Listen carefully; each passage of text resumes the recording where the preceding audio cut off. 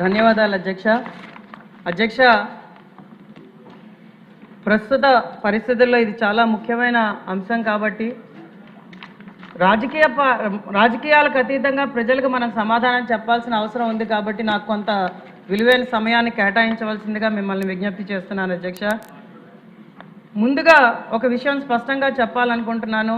ఏంటంటే నరేంద్ర మోడీ గారి వికసిత్ భారత్ లక్ష్యానికి, చంద్రబాబు నాయుడు గారు పవన్ కళ్యాణ్ గారి స్వర్ణాంధ్రప్రదేశ్ లక్ష్యానికి, నారా లోకేష్ గారు మన రాష్ట్రానికి తెస్తున్న పెట్టుబడుల వెల్లువకి దాన్ని నేను స్వాగతిస్తున్నాను అధ్యక్ష. డేటా సెంటర్లు కానీ ఏ రంగాన్ని కానీ నేనైతే ఖచ్చితంగా స్వాగతిస్తున్నాను. దానికి నేను వ్యతిరేకిని కానని కూడా తెలియజేస్తున్నాను.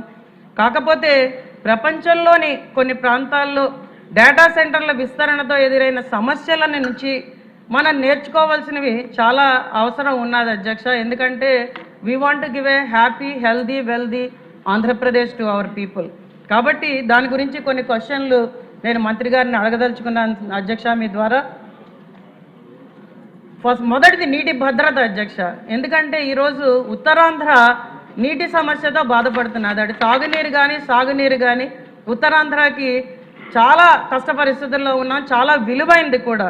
మరి మనం నెదర్లాండ్స్లోని ఒక మైక్రోసాఫ్ట్ డేటా సెంటర్ 2021లో సుమారు 84 మిలియన్ల లీటర్ల నీటిని వాస్తవానికన్నా ఎక్కువగా వాడిందని అక్కడ ప్రజల్లో ఆందోళన ఏర్పడింది అధ్యక్ష. మరి ఆంధ్రప్రదేశ్లో ప్రతిపాదిత భారీ డేటా సెంటర్లకు సంవత్సరానికి ఎంత నీరు అవసరం అవుతుంది, ఆ నీటి వనరులు ఏమిటి, ఇప్పటికే ఉన్న తాగునీరు వ్యవసాయ నీటి అవసరాలతో పోల్చి ఈ నీటి అవసరంపై ప్రభుత్వం సమగ్రంగా అంచనా వేసిందా అని నేను మీ ద్వారా మంత్రి గారిని అడుగుతున్నాను అధ్యక్ష.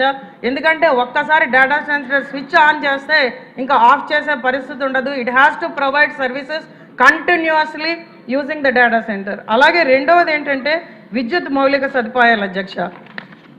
మరి డబ్లిన్ ప్రాంతంలో డేటా సెంటర్ల వేగవంతమైన విస్తరణ కారణంగా విద్యుత్ గ్రిడ్పై గణనీయమైన ఒత్తిడి ఏర్పడింది అధ్యక్ష. ఆ తర్వాత కొత్త డేటా సెంటర్లు ఇవ్వడానికి కూడా వాళ్ళు చాలా కష్టపడి నిలుప చేయవలసిన అవసరం కూడా అక్కడ వచ్చింది అధ్యక్ష. ఆంధ్రప్రదేశ్లో ప్రతిపాదిత డేటా సెంటర్ల వల్ల అదనంగా ఎంత విద్యుత్ అవసరం అవుతుంది, ఎంత అదనపు ట్రాన్స్మిషన్ సబ్స్టేషన్లు మరియు ఇతర గ్రిడ్ మౌలిక సదుపాయాలు అవసరం అవుతాయి, ఈ అదనపు డిమాండ్ని ప్రస్తుత విద్యుత్ వ్యవస్థ తట్టుకోగలదా అనే సమగ్ర అంచనా ప్రభుత్వం చేసిందా అని కూడా మీ ద్వారా అడుగుతున్నాను అధ్యక్ష.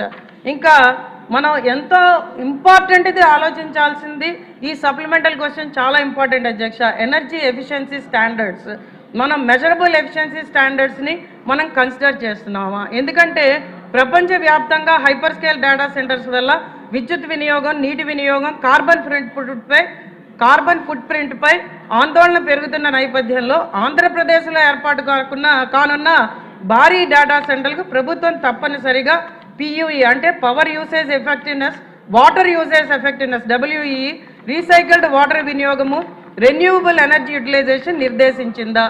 కొత్త హైపర్ స్కేల్ డేటా సెంటర్స్కు 1.2 to 1.3 PUE వంటి ప్రపంచ స్థాయి ఎనర్జీ ఎఫిషియన్సీ బెంచ్ మార్కులను తప్పనిసరి చేయాలని ప్రభుత్వం పరిశీలిస్తోందా? అలాగే డేటా సెంటర్ల కూలింగ్ సిస్టంలో direct to chip liquid cooling, immersion cooling వంటి వాటర్ ఎఫిషియెంట్ టెక్నాలజీస్ ఉపయోగించే అంశాన్ని ఈరోజు మరి ప్రభుత్వం పరిశీలిస్తుందా అని కూడా నేను ఈరోజు మీ ద్వారా మంత్రి గారిని అడుగుతున్నాను అధ్యక్ష. మరి మన ఆంధ్రప్రదేశ్ ప్రభుత్వం హరితాంధ్రప్రదేశ్ని చేయడానికి ప్రతి అడుగు ముందుకేస్తున్నది. కొణిదెల పవన్ కళ్యాణ్ గారు పర్యావరణ ప్రేమికులు. మరి ఈ డేటా సెంటర్ల వల్ల మనకి ఖచ్చితంగా ఈ హైపర్ స్కేల్ డేటా సెంటర్స్తో బ్యాకప్ డీజిల్ జనరేటర్స్ ఉంటాయి, కన్స్ట్రక్షన్ యాక్టివిటీ ఉంటుంది, అసోసియేటెడ్ ఇన్ఫ్రాస్ట్రక్చర్ వల్ల air pollution, noise pollution, carbon emissions, particular emissions ఇవన్నీ కూడా వస్తాయి. పార్టికులేట్ ఎమిషన్స్ వస్తాయి. కాబట్టి ప్రాజెక్ట్ వైజ్ ఎన్వైరన్మెంటల్ అసెస్మెంట్ ప్రభుత్వం చేస్తున్నది. ఎందుకంటే IT is a different beast, data centres is a different beast అధ్యక్ష. కాబట్టి అలాగే ఆపరేషన్ ప్రారంభం అయిన తర్వాత డిమాండ్స్ మారే అవకాశం ఉన్నది. దాని మీద ఏమైనా ప్రభుత్వం యాక్చువల్ ఎమిషన్స్ మానిటరింగ్ చేసే వ్యవస్థను ముందుకు తీసుకువస్తున్నదా? అలాగే అధ్యక్ష ఆఖరి ప్రశ్న అధ్యక్ష, ఇందులో నేను ఆన్సర్ చదువుతుంటే ఇది చాలా ఇంపార్టెంట్ అధ్యక్ష. ఎందుకంటే వేరే ఫార్ములా రావాలి మీరు ఓకే, ఇది లాస్ట్ పాయింట్ అధ్యక్ష, లాస్ట్ పాయింట్ చెప్పి ఆపేస్తాను అధ్యక్ష.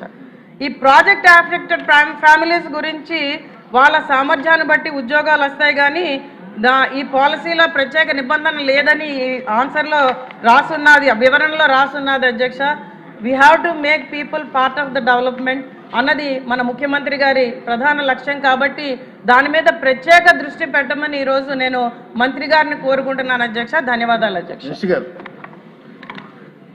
అధ్యక్ష, కొంచెం నాకు కూడా సమయం ఇవ్వాలి అధ్యక్ష, ఎందుకంటే చాలా ఇంపార్టెంట్ క్వశ్చన్ ఇది. కేవలం ఇక్కడ ఉన్న సభ్యులకే కాదు, విశాఖపట్నంలో ఉన్న ప్రజలు కూడా సమాధానం చెప్పాల్సిన బాధ్యత ఒక ఐటీ శాఖ మార్చులుగా నా పైన ఉంది అధ్యక్ష. ఎందుకంటే గడిచిన కొన్ని రోజులుగా నేను చూస్తున్నా అధ్యక్ష, కావాలని కొంతమంది డేటా సెంటర్ల మీద అనేక అపోహలు సృష్టిస్తున్నారు అధ్యక్ష. వాస్తవంగా ప్రజలు కూడా ఒక విషయం ఆలోచించాలి అధ్యక్ష. గూగుల్ అన్న సంస్థ విశాఖపట్నానికి మేము వస్తున్నామని ప్రకటించిన తర్వాతనే ఐటీ సంస్థలని విశాఖపట్నం వైపు చూస్తున్నాయి అధ్యక్ష. దయచేసి ఇది అందరం గమనించాల్సిన అవసరం అధ్యక్ష. అండ్ అధ్యక్ష, రెండోది, ప్రతి వ్యక్తి ఈరోజు స్మార్ట్ ఫోన్ వాడుతున్నారు. ఆ స్మార్ట్ ఫోన్లో AI is being powered by data centres. దయచేసి ఇది అందరూ గమనించాలి. It is being powered by data centres. మన సావరినిటీ కోసం ఇప్పుడున్న జియో పొలిటికల్ ఇష్యూస్ వల్ల భారతదేశంలో మనం data centres on our soil మనం చేపించుకోవాల్సిన బాధ్యత మనందరి పైన ఉంది అధ్యక్ష. ఇక్కడ ఒక విషయం అధ్యక్ష, ఇది ఎందుకో నేను చాలా ఇంపార్టెంట్ ఇష్యూ అంటున్నానంటే, 1995లో గౌరవ ముఖ్యమంత్రి చంద్రబాబు నాయుడు గారు ఆనాడు అందరం ఐటీ నేర్చుకోవాలి, సెక్రటేరియట్లో కూడా కంప్యూటరైజేషన్ రావాలని పిలిపించారు అధ్యక్ష. కంప్యూటరైజేషన్ ప్రక్రియలో ఒక ఎంప్లాయీ చనిపోయారు అధ్యక్ష. అంటే పనిచేస్తూ, అదేమి కంప్యూటర్ వల్ల చనిపోయింది కాదు, అక్కడ పనిచేస్తున్నారు కానీ గుండెపోటు వచ్చింది, పాపం చనిపోయారు అధ్యక్ష. అప్పుడున్న ప్రతిపక్షంలో ఉన్న వాళ్ళు ఏమన్నారంటే కంప్యూటర్ రేడియేషన్ ఇస్తుంది, ఆ రేడియేషన్ వల్ల ఈ ఎంప్లాయీ చనిపోయారని ఆనాటి ప్రతిపక్షంలో ఉన్న వాళ్ళు ఆరోపణలు చేస్తాం జరిగింది అధ్యక్ష. కానీ అదే కానీ ఇన్నుంటే ఆ రోజు ఆ మాట కానీ ఇన్నుంటే హైదరాబాద్ ఈరోజు ఈ స్థాయికి వచ్చేది కాదు అధ్యక్ష. With all due respect everyone, data centre is also like that. ఇప్పుడు మీరు అన్నట్టు డేటా సెంటర్ విషయంకి వచ్చేగల ప్రధానంగా మేడం గారు ఒక 3-4 అంశాలపై చెప్పారు అధ్యక్ష. మొదటిది నీటి భద్రత గురించి చెప్పారు అధ్యక్ష. మళ్ళీ నేను అందరు గౌరవ సభ్యులందరూ చెప్తున్నాను, ఈరోజు గోదావరి నుంచి నార్మల్ ఇయర్ 5 years యావరేజ్గా తీసుకుంటే సుమారుగా 3000 TMCలు బే ఆఫ్ బెంగాల్లోకి వృధా అవుతుంది అధ్యక్ష. మనం పోలవరం పెట్టి ఆ నీటిని ఇంపౌండ్ చేసి ఆ నీరుని గ్రావిటీ ద్వారా విశాఖపట్నానికి తీసుకొస్తున్నాం, అది అందరికి తెలిసిన విషయమే. ఈరోజు మనం చేసేది ఏంటంటే మొత్తం data centre eco system mature అయ్యి 6.5 gigawatts కెపాసిటీకి వస్తే సుమారుగా 3 TMC based on current technology అవసరం పడుతుంది.